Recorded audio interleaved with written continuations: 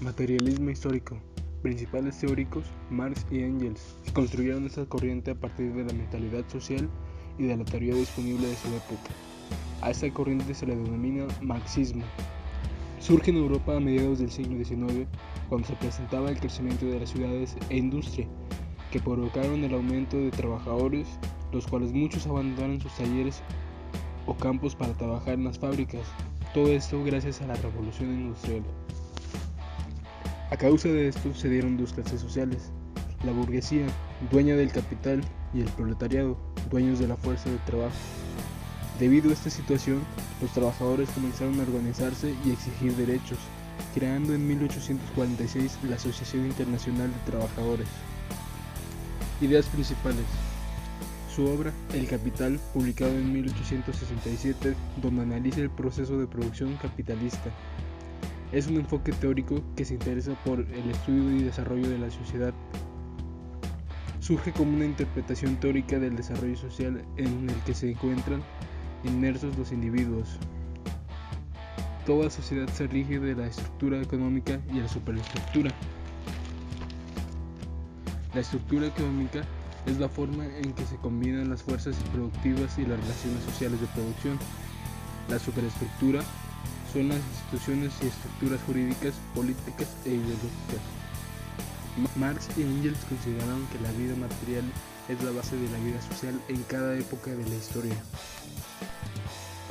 Estructural funcionalismo. Se desarrolla a partir de la Primera Guerra Mundial, sin embargo sus orígenes datan a la segunda mitad del siglo XIX. Toda la situación que generó el capitalismo llamó la atención de Emile Durkheim, quien consideró que la sociedad carecía de normas y de solidaridad moral. Imperaba la crisis económica y aumentaba el suicidio. Retomó ideas de Auguste Comte y del positivismo, formulando el funcionalismo. Sus principales exponentes son Claude Lévi-Strauss, Fernandin de Saussure, Talcott Parsons y Robert Merton. Principales ideas. Busca explicar el desarrollo de la sociedad, la define como todo lo que se encuentra organizado e interrelacionado. Cada una de sus partes cumple una función y del equilibrio de la sociedad. Se interesan por el estudio de las sociedades en el presente. Considera que la sociedad debe estudiarse como los fenómenos naturales. Postula que mientras más complejos son los organismos sociales, más se especializan, se hacen independientes y se toman más eficaces las funciones que realizan los grupos sociales. Teoría comprensiva, también conocida como enfoque interpretativo o culturista, surge de las circunstancias históricas del último cuarto del siglo XIX. Su principal exponente es Max Weber, quien se basó en el enfoque de las ciencias humanas en boga en Alemania para formular su teoría. Principales ideas. Planteó que las cuestiones psicológicas y religiosas de los individuos inciden de manera importante en el devenir histórico de la humanidad. Max Weber consideraba que las ciencias naturales y las ciencias sociales son completamente diferentes. Weber negó la existencia de las leyes sociales. En su opinión, los fenómenos sociales, al estar determinados por la objetividad, no podían expresarse en acontecimientos objetivos, sino a través de la cultura y el sentido de las acciones humanas. El concepto ideal, que se refiere a una concepción de la realidad en la que el investigador social clasifica los fenómenos sociales con el fin de comprenderlos. Para Weber, el análisis de los fenómenos sociales se realiza desde la acción individual, ya que el conjunto de posiciones individuales generan la acción humana.